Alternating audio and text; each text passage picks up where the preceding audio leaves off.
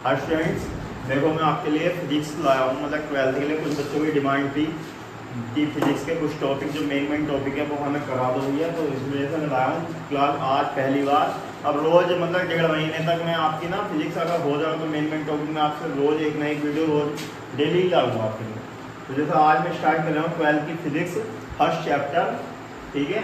तो उसमें सबसे पहले आपके लिए आवेश और से संबंधित जो मेन टॉपिक है आपके वो करा दूंगा। मतलब सिर्फ मैं जो न्यूमेरिकल वैल्यू है वो कराएंगा।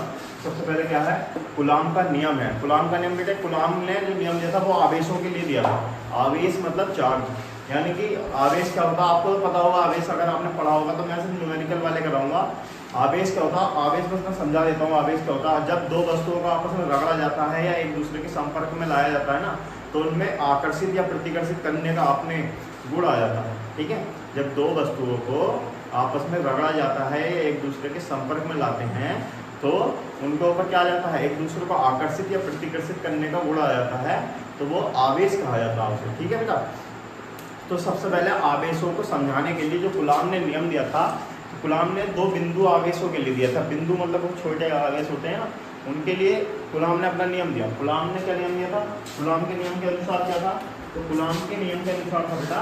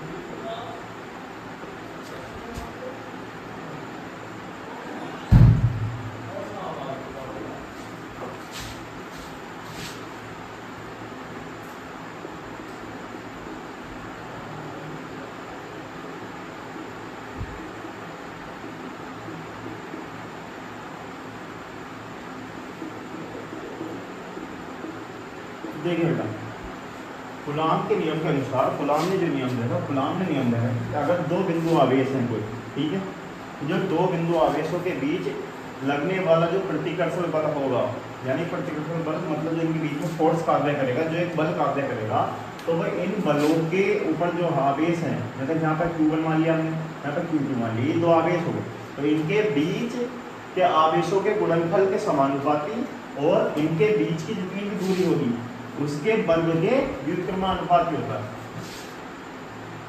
दूरी के वर्ग के व्युत्क्रमानुपाती होता है, ठीक है।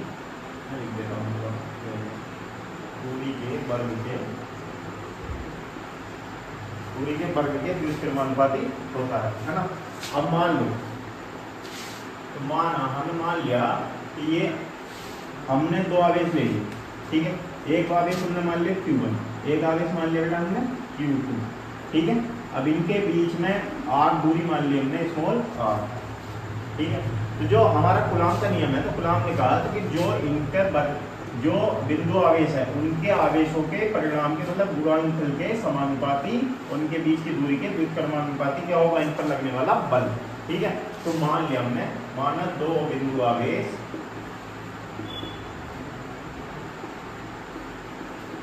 Q1 तथा Q2, ठीक है, तथा इनके बीच की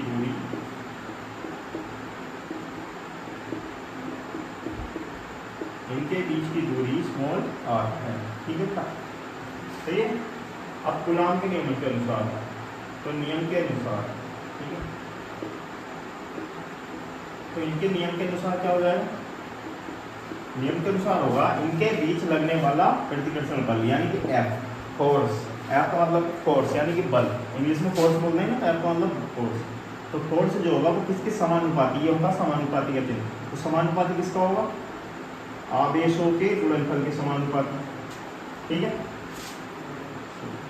आवेशों के गुणनफल के समानुपाती तथा इसके बीच की दूरी के व्युत्क्रमानुपाती, दूरी के वर्ग के व्युत्क्रमानुपाती, ठीक है। इसे समीकरण 1 मान लिया, इसे समीकरण 2 मान लिया, ठीक है।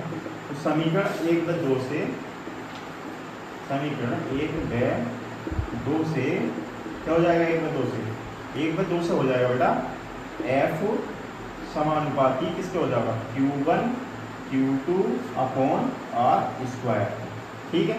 अब इसे, ये हमारा समानुपाती का चिन्ह है, इसे हटाने के लिए हमें एक नियतांक लेना पड़ेगा। क्या लेना पड़ेगा, एक नियतांक, मतलब इस वैल्यू को, इसे ये हमारा साइन है, इसे हटाने के लिए हमें एक नियतांक लेना पड़ेगा। और वो नियतांक क्या लेगा हमारा, वो नियतांक होगा बेटा 1 अपॉन, यानी कि इसकी जगह क्या लगाएंगे, बराबर ये नियतांक हटेगा। तो इसे नियतांक हटाने के लिए हमें एक साइन लेना पड़ेगा। क्या लेना पड़ेगा, मान, तो वो हमने ले लिया 4 पाई एप्सिलॉन 0, ठीक है, के into Q1 Q2 upon R square. तो जो R की वैल्यू आ गई वो हमारी F की, वो R की वैल्यू क्या आ गई, 1 अपॉन 4 पाई एप्सिलॉन 0, इसे बोलते हैं E है, E के साइड में इसे बोलते हैं एप्सिलॉन नॉट या एप्सिलॉन 0। तो इसकी वैल्यू क्या होगी, 1 अपॉन 4 पाई एप्सिलॉन 0 के into Q1 Q2 upon R square. ये हमारा आ गया कूलॉम के नियम के अनुसार बल। और जो यहाँ जहाँ पर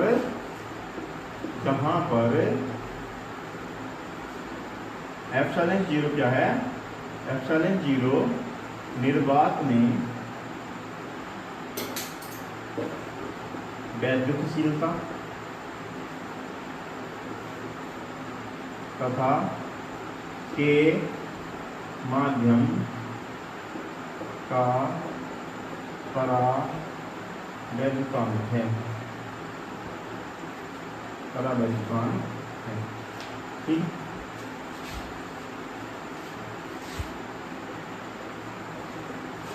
8.850 गुणा 10 की पावर -12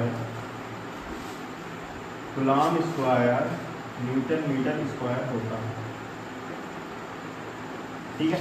तो ये हो गया हमारा कूलॉम का नियम, कूलॉम का नियम, कूलॉम का नियम। अब देखो एक बार फिर से समझ लो, कूलॉम ने दो बिंदु आवेशों के बीच लगने वाले आवेशों यानी कि आकर्षण बल और प्रतिकर्षण बल के बीच में क्या दिया था, एक संबंध स्थापित करा था, ये फॉर्मूला दिया हमें। तो कूलॉम ने क्या नियम दिया, कूलॉम ने दिया दो बिंदु आवेशों के बीच लगने वाला प्रतिकर्षण या आकर्षण बल दोनों आवेशों के परिणामों के गुणनफल के समानुपाती तथा उनके बीच की दूरी के वर्ग के व्युत्क्रमानुपाती होता है, ठीक है। अब हमने मान लिया कि दो बिंदु आवेश Q1 में Q2 है ना, Q1 और Q2 मान लिया, इनके बीच की दूरी हमने क्या मान ली, R, ठीक है। अब इसके नियम के अनुसार क्या होता, F समानुपाती किसके है, Q1 Q2 के, यानी कि इनके बीच की दूरी के गुणनफल के समानुपाती, ठीक है। दूरी क्या है, Q1 गुणा Q2, ठीक है। एक समीकरण मान ली। दूसरी समीकरण बताइए उसने कि उनके बीच की दूरी के वर्ग के व्युत्क्रमानुपाती की दूरी क्या है, R, इसका वर्ग है, व्युत्क्रमानुपाती का मतलब है 1 अपॉन, यानी 1 के अपॉन में, 1 के बटे में, उल्टा मतलब व्युत्क्रमानुपाती का उल्टा यानी कि 1 के बटे में, तो R स्क्वायर। समीकरण 2 मान ली। समीकरण 1/2 से क्या हो गया, जो F ये है, F समानुपाती किसको हो जाएगा, Q1 Q2 बटे R स्क्वायर के, ठीक है। अब यहाँ पर जो समानुपाती का चिन्ह है हमारा, ठीक है बेटा, इसे हटाने के लिए हमें अपनी तरफ से कोई मान लेना पड़ता है, ठीक है। अब इस मान को क्या मान लेंगे हमने, ये मान माना उसने कि 1 अपॉन 4 पाई एप्सिलॉन 0 या एप्सिलॉन नॉट के into Q1 Q2 upon R square, ठीक है। ये हमारा क्या आ गया, F की वैल्यू आ गई, ये हमारा आ गया F की वैल्यू, ये ही नियम हो गया, ठीक है। अब जहाँ पर एप्सिलॉन नॉट निर्वात में वैद्युतशीलता तथा के माध्यम का परावैद्युतांक है, ठीक है, और एप्सिलॉन 0 का मान होता है 8.854 multiply 10⁻⁻12 coulomb square newton metre square होता है। ये हो गया हमारा, ये समझ गए। अभी ये हमारा कूलॉम का नियम था, तो आप एक बार इसे नोट कर लीजिए अपनी कॉपी में। चलिए याद जी दोबारा, तो आपका हो गया कूलॉम का नियम। अगला टॉपिक है आपका एकल बिंदु आवेश के लिए कारण r दूरी पर क्षेत्र की तीव्रता। अब क्षेत्र की तीव्रता क्या होगा, देखो किसी भी विद्युत मतलब विद्युत बल अगर कहीं भी रखा है एकांक परीक्षण आवेश पर लगने वाला वैद्युत बल वैद्युत क्षेत्र की तीव्रता कहलाता है। ठीक है, किसी भी विद्युत क्षेत्र में एकांक परीक्षण आवेश पर लगने वाला वैद्युत बल बेटा क्या कहलाता है? आपकी वैद्युत क्षेत्र की तीव्रता। ये आपके टीचर ने करा रखा होगा, ठीक है, आपको पढ़ाया होगा। तो ठीक है, मैंने आपकी डेफिनेशन फिर से आपको रिवाइज करा दी कि किसी भी वैद्युत क्षेत्र पर एकांक परीक्षण आवेश पर लगने वाला वैद्युत बल वैद्युत क्षेत्र की तीव्रता कहलाता है। ठीक है, तो हमें उस क्षेत्र की तीव्रता निकालनी है कि कैसे निकालेंगे।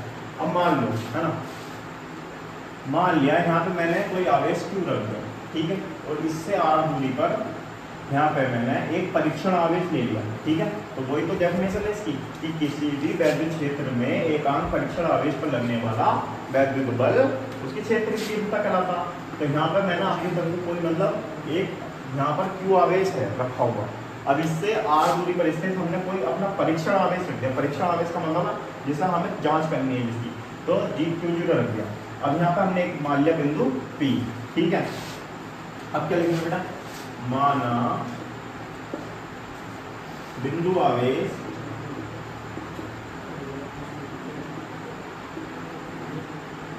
Q पर वैद्युतांक वाले माध्यम में रखा है, माध्यम में रखा है। ठीक है, जिससे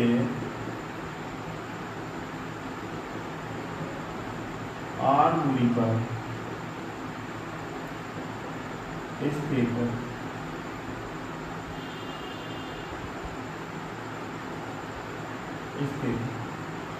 बिंदु P पर एक परीक्षण आवेश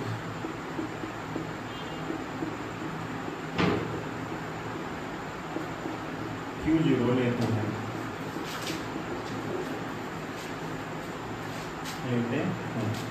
जिस पर वैद्युत क्षेत्र की तीव्रता ज्ञात करनी।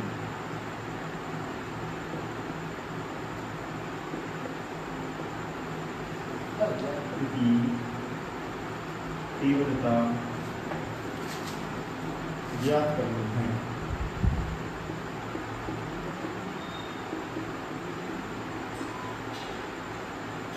ठीक है,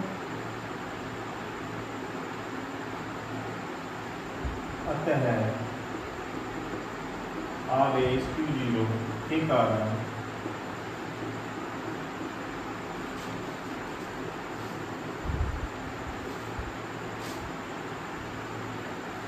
आवेश को डिफाइन होना, आवेश Q के कारण Q0 पर आरोपित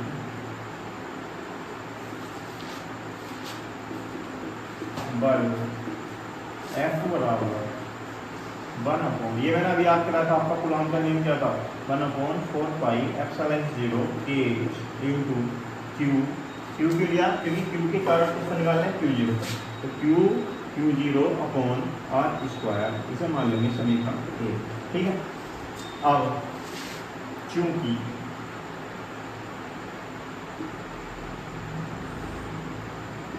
क्षेत्र की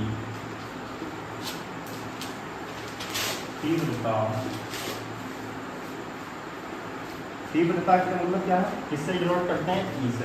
हम इधर वैद्युत क्षेत्र की तीव्रता को E से दर्शाते हैं, इसलिए E बराबर हो गया हमारा, क्या होता है? E बराबर F अपॉन Q। ठीक है, तो F अपॉन Q। लेकिन बेटा हम किसके लिए निकाल रहे हैं? हाँ सही बोला आपने, वैद्युत क्षेत्र की तीव्रता E बराबर होता है F अपॉन Q। इसका मतलब, लेकिन हम निकाल किसके ले रहे हैं? Q0 के लिए, तो इसकी जगह क्या रख देंगे? Q0। तो F की वैल्यू क्या निकाली थी अभी आपने समीकरण 1 से? ये निकाली थी 1/4 pi epsilon 0 K Q0 upon R square upon Q0, ये तो थी। ठीक है, इसलिए अब यहाँ पर क्या होगा? 1/4 पाई एप्सिलॉन 0 K तो ऐसे रखा गया था into Q0 upon R square अभी ये जो Q0 है ये चला जाएगा मल्टीप्लाई में R स्क्वायर, तो फिर यहाँ आ जाएगा इंटू Q0। अब Q0 से तो Q0 कट जाएगा, तो E की वैल्यू क्या आ जाएगी 1/4πε0 K इंटू Q/R स्क्वायर। तो हमारी जो वैल्यू क्षेत्रीय तीव्रता R दूरी पर स्थित विद्युत किसी बिंदु आवेश के लिए क्या आएगी, E बराबर आएगा 1/4πε0 K इंटू Q/R स्क्वायर। एक बात आप इसे लिख लीजिए और एकदम से फिर मैं आपको डबल समझा दूंगा, दोबारा से देख लीजिए एक बार, दोबारा समझिए, है ना। हमें एकल बिंदु आवेश, एकल बिंदु का मतलब है एक बिंदु के लिए, तो एकल बिंदु आवेश के कारण R दूरी पर क्षेत्र की तीव्रता ज्ञात करनी है। और वैद्युत क्षेत्र की तीव्रता आपको पता है क्या होती है,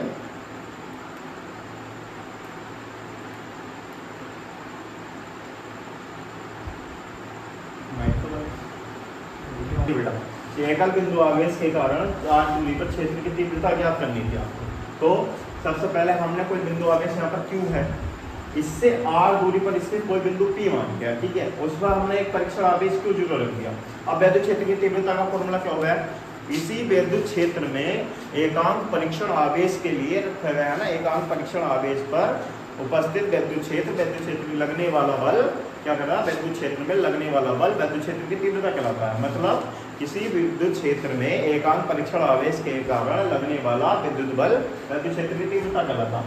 तो हमने Q आवेश लिखा यहाँ पर, इससे R दूरी पर स्थित बिंदु P था, इस पर हमें Q0 के लिए क्या निकालनी थी, वैद्युत क्षेत्र की तीव्रता। तो हमने मान लिया, माना बिंदु आवेश Q परावैद्युतांक वाले माध्यम में रखा है, जिसे R दूरी पर स्थित बिंदु P पर एक परीक्षण आवेश Q0 लेते हैं, ले लिया।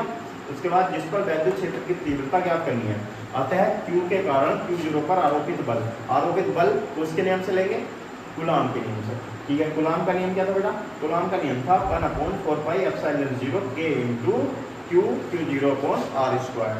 तो ये हो गया हमारी पहली इक्वेशन। अब आपको बता वैद्युत क्षेत्र की तीव्रता का फॉर्मूला क्या होता है, आप सभी ने पढ़ रखा होगा, क्या पढ़ा था, E बराबर F/Q। लेकिन Q तो लेंगे नहीं, Q क्यों नहीं लेंगे, क्योंकि हमने तो विद्युत परीक्षण आवेश के लिए निकाला, परीक्षण आवेश क्या था Q0, तो F/Q0। तो F की वैल्यू आपकी यहाँ से समीकरण 1 से क्या रख देंगे, 1/4πε0 K into Q0/R square upon Q0, ठीक है। ये था, तो बेटा Q0 ये कहाँ चला जाएगा, इसके ऊपर मल्टीप्लाई में, तो क्या हो जाएगा ये 1/4πε0 K इंटू Q0/R स्क्वायर।